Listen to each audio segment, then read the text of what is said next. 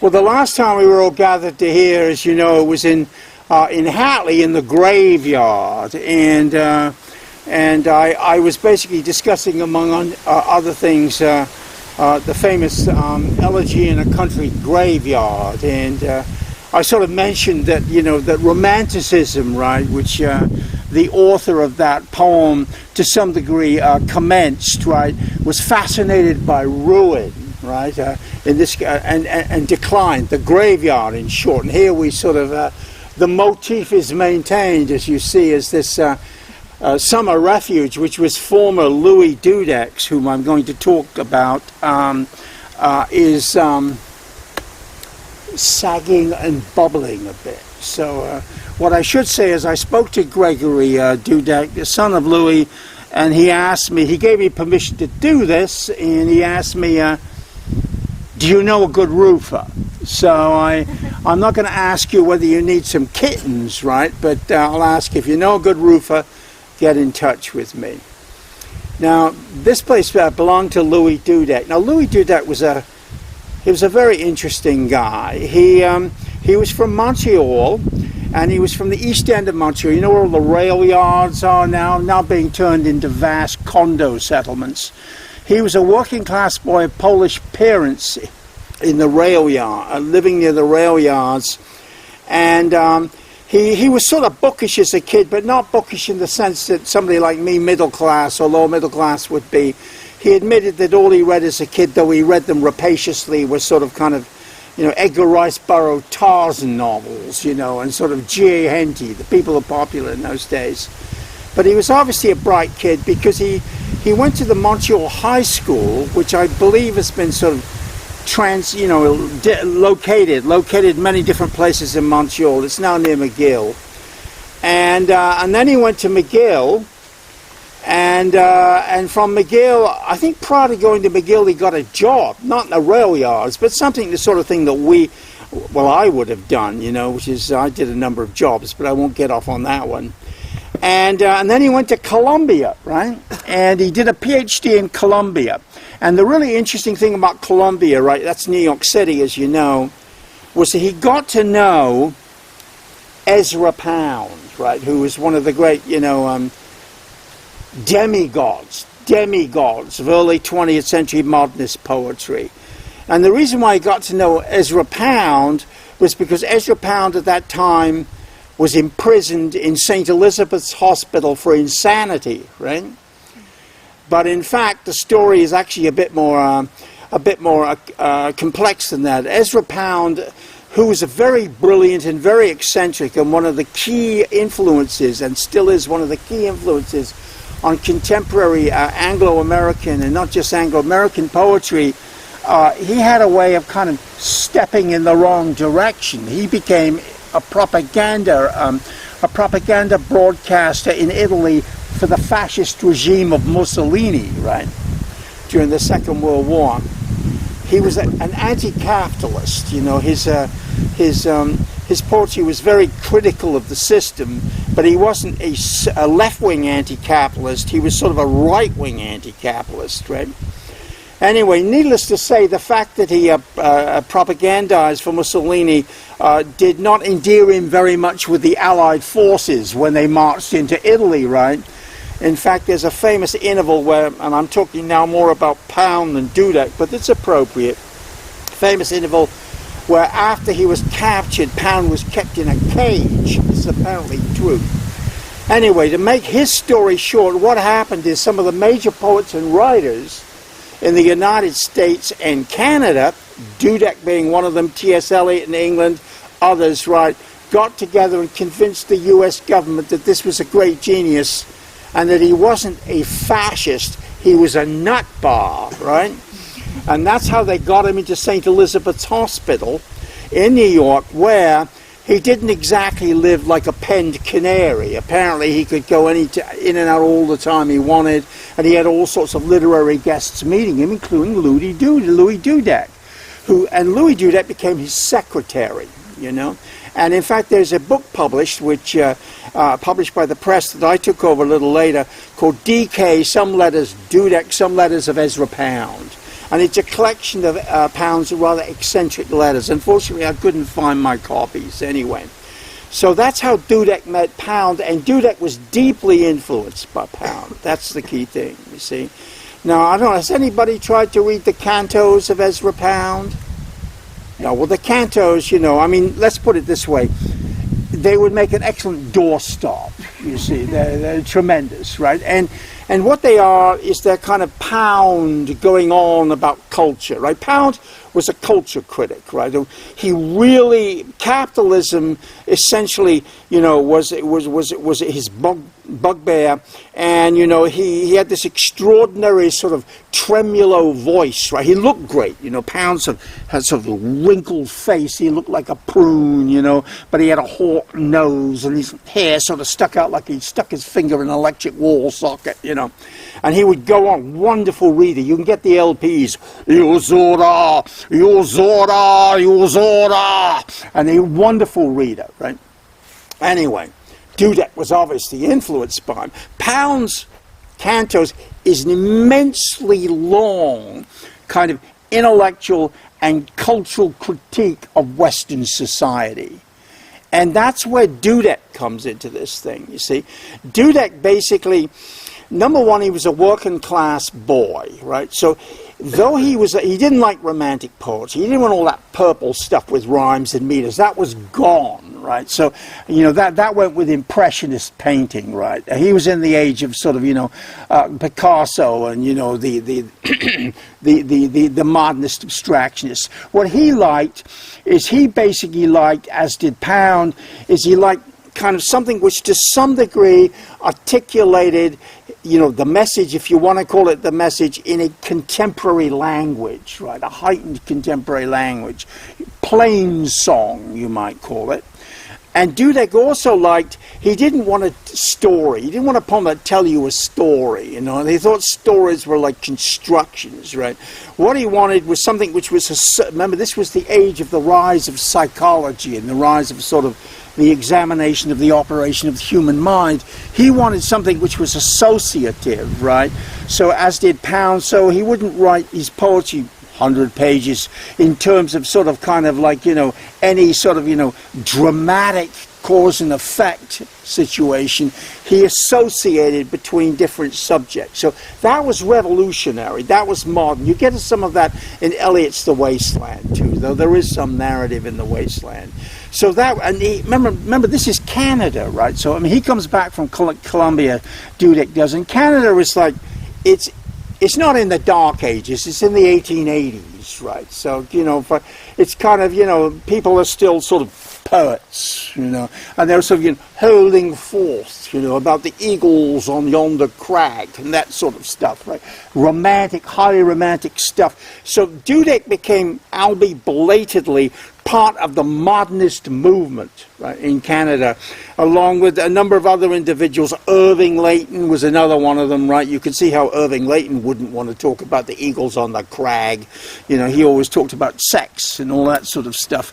And John Sutherland, all these young Mcgill students, right, who he had met, that is, Dudek had met when he was at Mcgill before he went to Columbia, comes back, takes up with those, and they start a series and sequence of magazines out of Montreal. Now remember, Montreal at this time, it's hard to believe, unfortunately they built the St. Lawrence Seaway, and that ended Montreal's economic and cultural predominance in the country, right? Montreal, I wonder why the board of the Chamber of whatever they call it, businessmen, did not realize that was going to happen. But at that time, Montreal was the center economic and cultural of Canada. So what was going on in Montreal, and this was not just, by the way, this was not just poetry, it was in music and other things, it was what was going on, right? So fortunately, Dudek found himself, along with a young man named John Sutherland and Irving Layton and Raymond Souster, they found themselves at the center of a new renaissance of modernist poetry. And they became extremely and are literally very important in the history of 20th century Canadian poetry. Dudek was one of these long cultural poems, right? On Europe was one, Another one was on Mexico. Another one was Continuations 1 and Continuations 2. They're all book-length poems, right? Written in a very intellectual. He was at Mcgill at this time. I think he started at Mcgill about 1951. Very popular lecturer. Very popular lecturer. They're very kind of philosophical, intellectual poems. I mean, philosophical, intellectual in a kind of middle-class way. I mean, he wasn't going into like George Moore and Bertrand Russell and stuff like this. But anyway, so that made him central to the kind of the renaissance of Canadian poetry in the 40s and the 50s. Now, that sort of gives you a back. He did write some lyric poems too. He was, by the way, and this was very fortuitous. This is my own view. This is very fortuitous for Dudek. On the West Coast in Canada, influenced by American West Coast poetry, right? The Black Mountain Group, etc. Charles Olson, Jack Spicer. There was also a kind of a renaissance of a different type of long poem going on the West Coast of the United States. And it had an echo in Vancouver, what was called the Tish movement, right, which is shit spelt backwards, right? Intentionally shit spelt backwards. Tish movement, and they embraced Dudek for his long poems, his long culture poems, right? They saw him as the sort of the father of the Canadian long culture poem, despite the fact he also wrote short lyrics. His wife, Eileen Collins, always found his adoption by the Tish group and the West Coast group as somewhat suspect, right? Anyway, but that's a digression. I remember sitting with her having tea one day while she denounced them all quite viciously, Anyway, be that as it may. Okay, now, Angela is my editor. Shall I talk about my relationship with Dudek? Yeah, well, I was in Montreal and I was kind of a young poet, and I was trying to get to know people. And I met Dudek. I was teaching at a SAGEP at a college, and Dudek came to read, right? And I managed to sort of get on the same metro car as he did, It looked spontaneous, but it sure wasn't, And I managed to sit next to him, and I kind of, I sort of kind of got him involved in a conversation, and etc. And then he sort of said, well, I'll give you one of my books when, I'll leave it in my mailbox at Mcgill, which of course he didn't, right? So anyway, so the next time I saw him about a year later, he was at a reading with Ralph Gustafson, out in your direction, and we all went off to the Press Club in downtown Montreal, which I believe has not been used by the press for like 50 years. And I had learned by this time that his last publishing venture was called DC Books.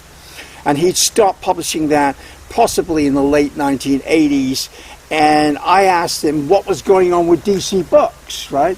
He said, I stopped publishing it. He published many books and he was tired to death of publishing. And I asked him if I could buy it. And he said yes. And I said, I was saying to myself, do you want to do this, Steve? Are you crazy? And but I was sort of caught up in the spirit of the moment. Unfortunately, it was sort of like a movie script. I had to go ahead with it. And I said, well, how much would it cost? He said $1. And I said, I thought he was joking. So I opened my wallet and I said, well, I have $1. I'd just been down here, actually, across the border. But it's a US dollar. And I said, will you take a US dollar? And he looked at it and he sort of said, okay. and snapped it out of my hand and put it in his wallet. That's how I bought DC Books. And of course I was basically buying the, the logo, right, and the history of it. And then I ran DC Books with my co-editor, who I invited to help me with it, Keith Henderson in Montreal. I ran it from 1989 to 2004 and 2005, I think it was. And I published about 130 books, a lot. And that was it. It was an interesting job. It was sort of what he did, He was very much an entrepreneur, right? A cultural entrepreneur. There's a saying in Canada, you guys are from America, but it's also true in America, because I have friends in America. I went to an American writing school. There's a saying in Canada, and this pertains to culture. If you want a glass of milk, you're going to have to start your own dairy farm, and that's kind of the entrepreneurial activity, eh? And the other way, the English say it, playing off the same metaphor, is it the arts the cow has to serve behind the milk bar, which basically says the same thing, doesn't it? Yeah. Anyway, so let me read you. Basically, anyway, that's my story with Louis Dudek. Will that do it? That'll do it? Okay. And he was an interesting character. He was you think of poets, for example, certainly the romantic vision of the poet as Hollywood presents them is, they've sort of got long hair, and they're slightly, a bit like me, slightly disheveled, and they sort of have a tendency to sort of knock dishes and cups over with their elbows, you know what I mean, and sort of get easily distracted. Well, not him, not him. He was very funny in his way, rather austere, right? And used to wear a white Mac raincoat all the time, right? And he only drank tea, right? That's all he ever drank. And to give you a sort of sense of kind of his intellectual discussions, his son, Gregory, I think he's now retired, was the head of the Mcgill robotics department, right? And he's a key advisor and executive in Samsung. So you can see the right brain and the left brain were there. With Dad, the right brain, the intuitive brain, made the money, and with the son, it switched to the left brain to make the money. So it's from obviously a very kind of a gifted sort of a group of a family. Dudek, by the way, is an interesting word. That's his name. Anybody know what a Dudek is? No, I didn't know either. It's a thing. It's a Polish. I was actually in Ireland when the Polish consulate was doing a photographic display. I think it's in St. Stephen's Park, right in downtown Dublin, and there was a photograph of a Dudek. And a Dudek is sort of kind of this sort of, kind of bizarre-looking, long-necked, scrawny bird, right? Of funny colours with sort of hair sticking out and feathers in all directions, sort of like the Road Runner in those early cartoons, who's sort of been stuck its beak in an electric outlet or something like that. So it's kind of appropriate for Dudek, though Dudek, of course, was anything but that in a way, Okay, I'll read you a couple of poems by Dudek. These are his short lyrical poems. These are the ones his wife liked. Here's The Poet in Old Age, Louis. This is from one of his longer poems, Continuation 2, which was published by Vacuole Press in Montreal in 1990. The poet in old age, between Orpheus and Morpheus, cut off from the media, thinks that Jaws is a movie about dentists, remembers sex as something he missed in youth, finds serenity of old age an illusion, spends his days meditating on things he will never do, might take up a second career if he knew what he always knew he wanted to do, sleeps well the first part of the night and any part of the day. When asked if he's okay, doubts you would listen to the whole story anyway. So here's a kind of snide, sort of kind of direct, plain sort of language. And so we have arrived. This is from one of his longer poems, earlier one. Europe. This is one of his epic cultural poems. And by the way, he was very interested in not just writing parochial local poetry. He very strongly wanted to emphasize the cultural connection, right, with, you know, the world, cultural connection in history. And so we have arrived. It's about being Canadians. And so we have arrived. It narrows into the thin St. Lawrence. Yet a river with a city inside it, with 1,000 islands, as Cartier found it. As Cabot discovered, I saw his face in the Ducal Palace in Venice. We have our physical heroes, and are also a nation built in the middle of water. Somehow a bigger place than we left it. A country with certain resources and a mind of its own, if lacking hunger. The mountains of Gaspé doze reclining in the air vacant as morning. At home there will be faces full of this light, blank maybe, but beautiful. Getting started is never easy. We have work to do. Europe is behind us. America before us. Now what that addresses, does anybody, probably I did too, because in Introduction to Literature, American literature in the earlier, when you went to college or university, you studied Emerson, and one of the key influences of Emerson, and to some degree Thoreau, who's writing in the 1840s, is to essentially assert that there is an American sensibility, right? That and that to some degree Americans or American artists have to break away from Europe, right? And not be sort of, I won't say under the heel of Europe, but certainly under the cultural kind of, what would you call it? Domination of Europe. And I think in a sense, in the 1940s and 50s, I mean, Canada was just doing that itself, in the sense that it was trying to break away.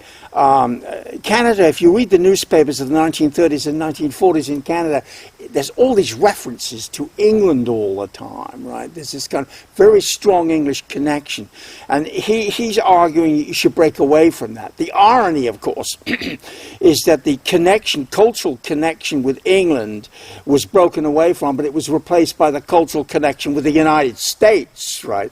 But of course that was inevitable because of the location of Canada tucked up against the United States. I mean, if we were Australia, right, and we had 8,000 miles of ocean, I think it would have been a bit different, easier to keep it at arm's length.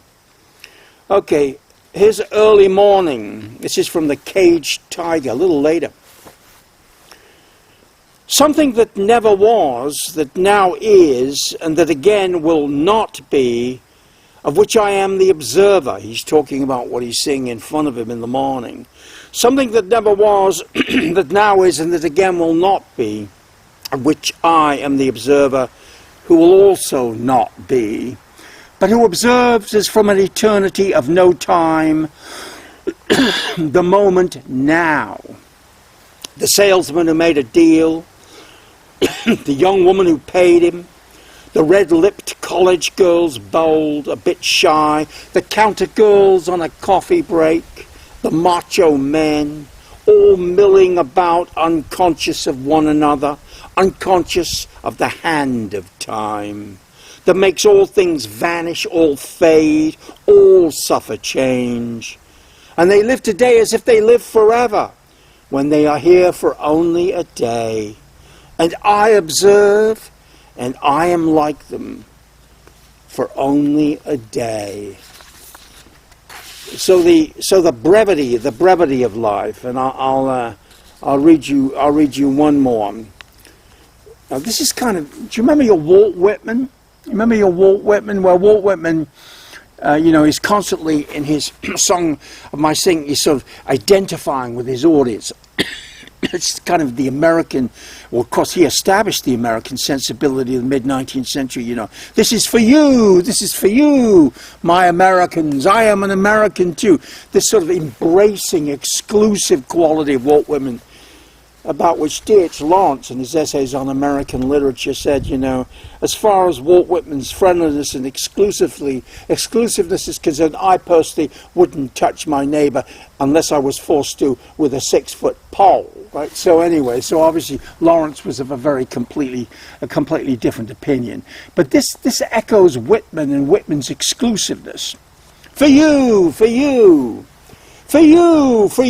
whoever, wherever you are, in time to come, in a year or in 50, who have grabbed me, found me on the cluttered bookstall and gone, book clutched in your hand or stuffed in pocket to the near cafe or steaming snack bar, and over the pie and coffee opened up the pages for you, quiet girl, young man in the youth of your life, who read some pieces, then turned to your own thoughts, your emotions, and write your 8 lines, or 50. Yes, I would arouse in you the spectral nerve, sweet as sex, for this craft, he's talking about poetry, for this craft, its breath of life wafted out and recorded, that it may be such a stir one time for you. So he wants to reach, deeply desired to reach people with poetry, which is a somewhat Sisyphean, what's the adjective for Sisyphus? Sisyphean task, but nevertheless honorable, I think. Honorable, so anyway. But he was an interesting guy. He spoke about 4 languages.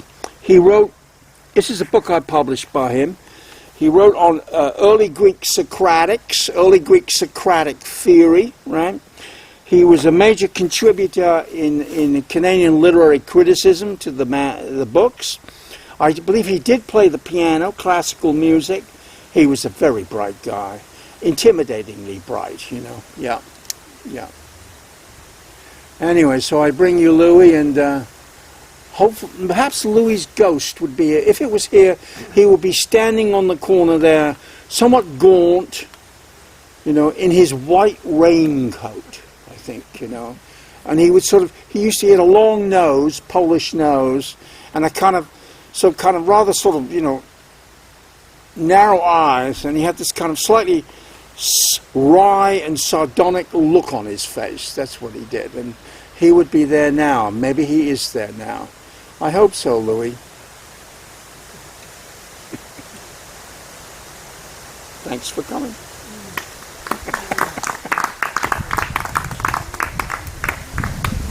Oh, I'm supposed to read my own. I forgot all about that. I'll read you a couple about old age. Louis wrote some poems about old age. Okay.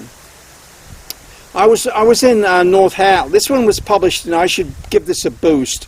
This is the Amida. This is Bishop's college magazine, and I believe I know it's the oldest college poetry and literary magazine in Canada, and maybe in North America, which is amazing. It's interesting that it's lasted that long. Anyway, I sent them a poem, and it's called "Old Guy." I wonder who it is. Old guy. Fall. And in the gold-spoked late afternoon, he rambles down to the village, ears on the honks of departing geese, but also the crackle of his knees. Footing it down slope with unwanted speed, he feels like maybe for him it's all over, but also a bit like a set-free kid. Most of his life is behind, a long shadow stretching back on the road, though some still lies ahead, shining and undisclosed.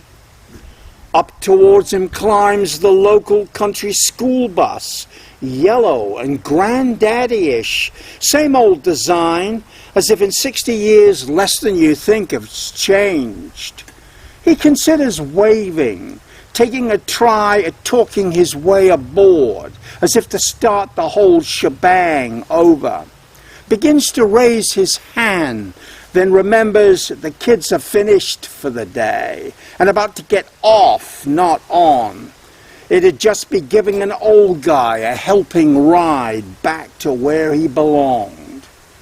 The driver slows, then hoots, the horn and passes. In the windows, kids grin or pull faces. And I'll give you one other one. That was about 1 year after I retired. Anyway, this one is how, like as you get old, this is sort of slightly comic, this one. It's starting to get old. It's getting a ticket for running a traffic sign from a cop who once gave a D in Intro to Literature. It's being warned, watch out, pops, by a hurtling line skater nearly flattening you. It's getting smirked at by the neighbor's teenager still on her back in your hostas after last night's alcoholic binge. It's being intimidated at a party by a cool in-crowd, by the cool in-crowd aplomb of the latest artistes, though they're half your age. It's wondering if there's still a role for you when acting your age gets you nowhere.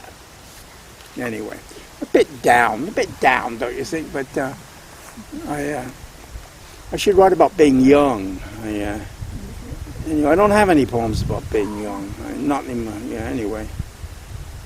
But anyway. Am I influenced by Louis? I don't know. That's a good question. Who knows who one is influenced by? That's a hard question to answer, isn't it? But I like the way I think it's true of my poetry, of course not all of it, that I think it's reader friendly. I think it's reader friendly, and Louis' stuff is reader friendly. I think that's important.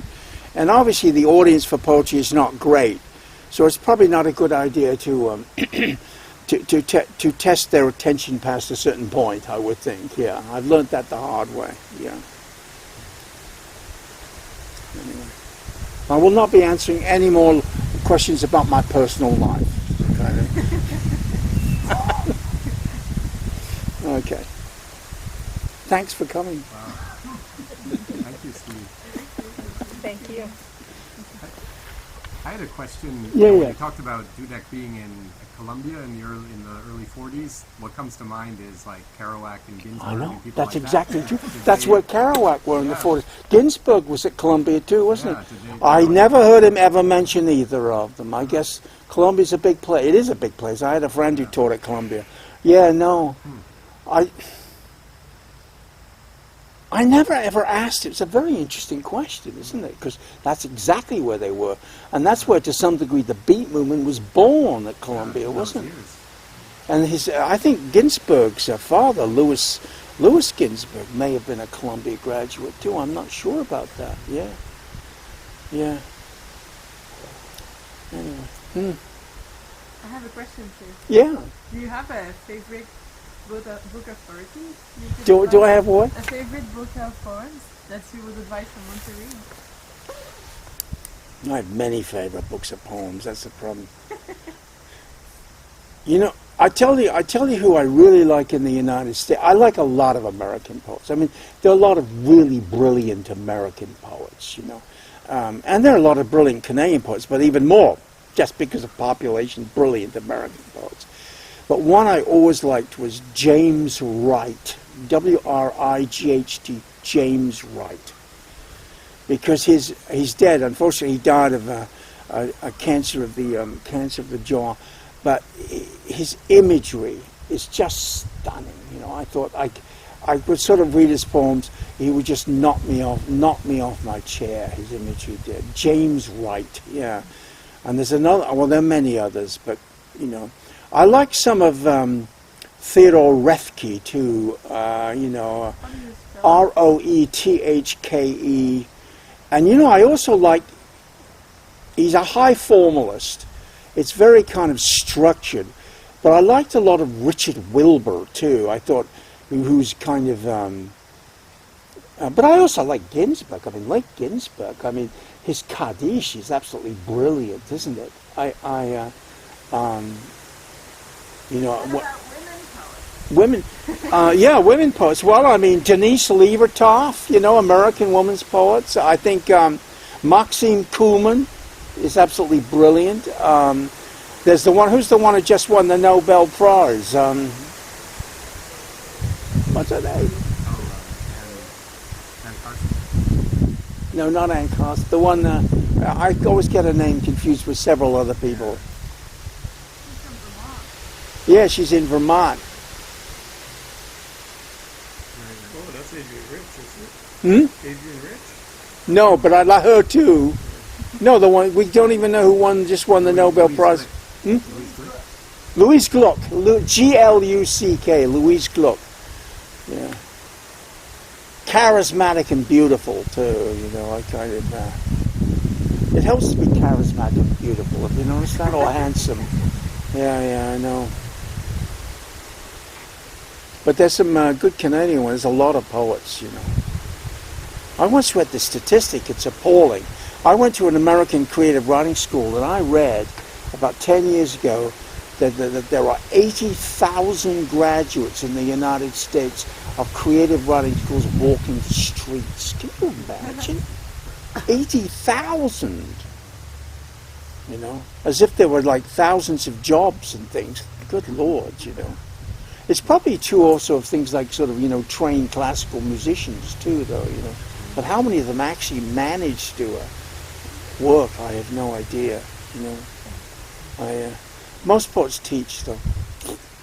You know, or librarians, too. A lot of them are librarians, aren't they? Yeah, no, I know, yeah, several who are librarians in the States.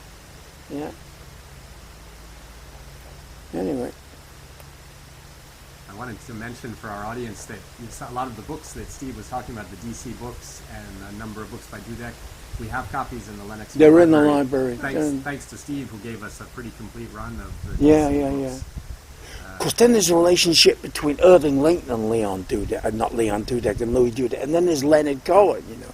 Louis Dudek discovered Leonard Cohen. It's a funny story, though Louis Dudek disapproved of Leonard Cohen's singing career. I mean, obviously, Leonard Cohen became world famous because he sang, right, and wrote songs. Dudek felt that he could have been a great poet who wasted his talent going popular. Well, who knows, you know. But anyway, yeah, this is a true story. And Dudek was his teacher at Concordia. And I was told the story personally, you know, by Dudek.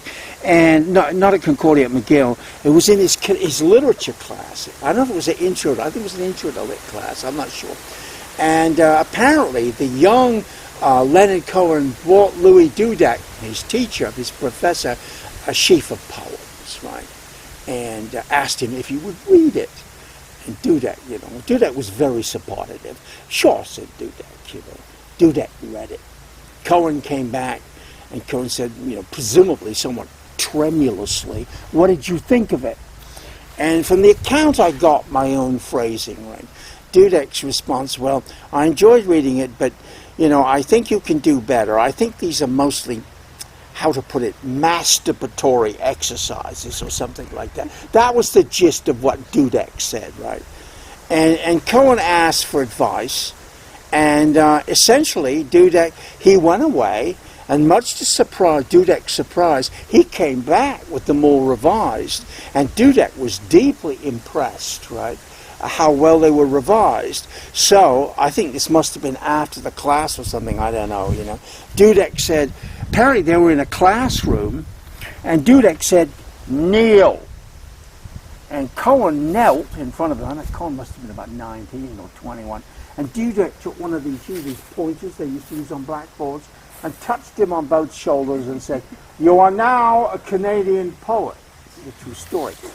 So anyway, so he kept writing, Cohen kept writing, and Dudek ran one of his publishing ventures was called the Mcgill Poetry Series, and he approached Cohen, who was, you know, I know Cohen was at Columbia at this time. I'm not sure. They may have kept contact, and said, you know, we'd like to publish, you know, your book.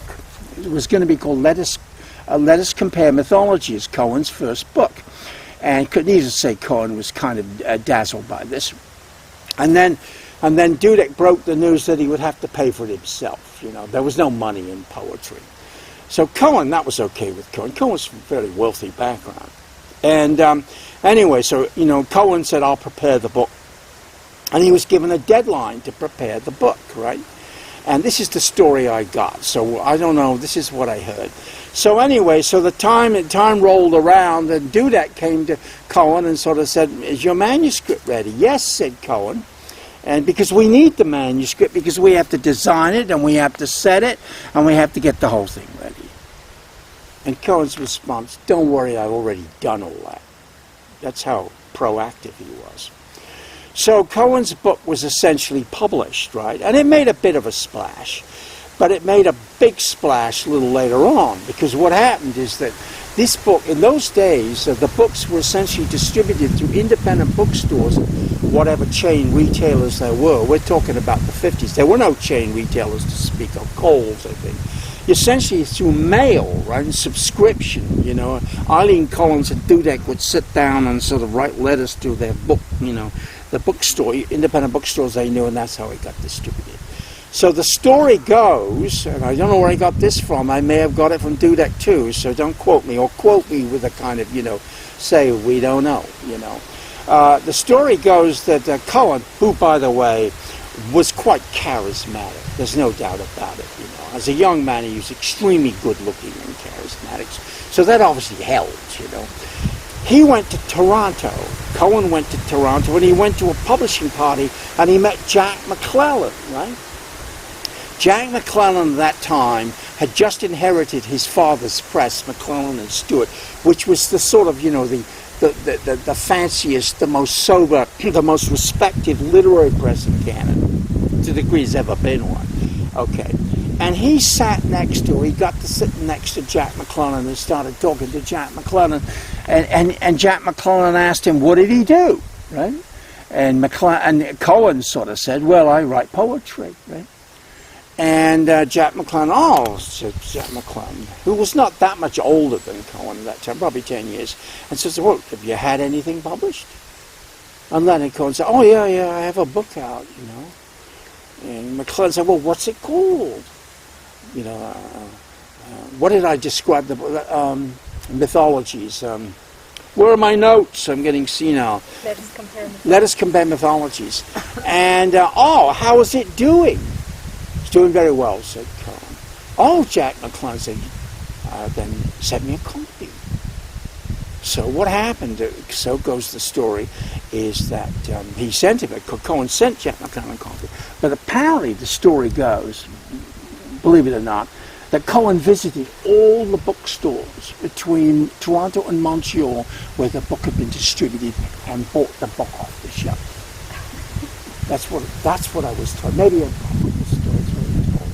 But anyway, it supports the notion of how resourceful, and how proactive Leonard Cohen was. So the world did not come to his doorstep, He also got, well, he went more than halfway to the doorstep, from his doorstep. So anyway, but the thing is that Dudek also always sort of kind of felt that Cohen, to some degree, had sold out, But the interesting thing too is Dudek had a difficult relationship with Irving Layton. See, originally, you're American, so Irving Layton was this sort of flamboyant, also Jewish, brilliant, flamboyant poet who was shocking to Canadian provincial society because he wrote about sex, right, and kind of, on and on. I once heard him describe him as the poet of the eternal groin or something like that. He was like that, He was also a brilliant reader. He had this wonderful voice, and he was probably a narcissist, but he had the and a manic depressive too. So when he was manic, he was wonderful, right? But when he was depressive, he was nasty as hell. And I got both sides of this, right? And but he had this, like, often people who bipolar and slightly narcissistic and also brilliant, he was really charismatic. I mean, he'd sort of stand in the middle of the room, and you sort of you couldn't help but feel an extra in his movie no matter what happens, you know what I mean? Anyway, he and Dudek were friends. early on in the 50s. And but then they fell out. They wrote very different poetry, because here you have this sort of kind of swashbuckling bull in a china shop, Leonard Cohen, right? And then you have this thin, sort of highly intellectual, sort of kind of guy in a white raincoat who drinks tea. You can see they're not going to get along for very long. And Leonard Cohen sort of, I think, basically because Irving Layton did approve of Leonard Cohen's rise to world popular fame, because of course he would have, wouldn't he? Because that's what he wanted to be like, right? I think that's why, and Dudek didn't, that they fell out in the end, okay? But it was a sort of, they had this war, for decades, between them. And I had this strange situation of one moment being deeply flattered by, for a series of poems by Irving Layton, like saying, "Oh, these are wonderful." He said to me, "These are absolutely great." And he said, "If you ever need a job, you just write a letter to me and I'll recommend you." He said, right? And you can imagine how I felt. I was like 26, it nearly blew the top of my head off, and then so I sent him some poems, and were basically the same poems, and he sent a letter which denounced them, sort of, as the sort of kind of uptight, sort of kind of, excretions of a sort of somebody whose rear end was at the top, and and up top was at the bottom. I mean, it was incredible, So I was devastated by this, and I talked to Louis about it, and Louis said, "That's Irving." And he was obviously kind of bipolar. So if you got him at the wrong time, oh boy, it could be nasty. Anyway, I'm telling tales out of school.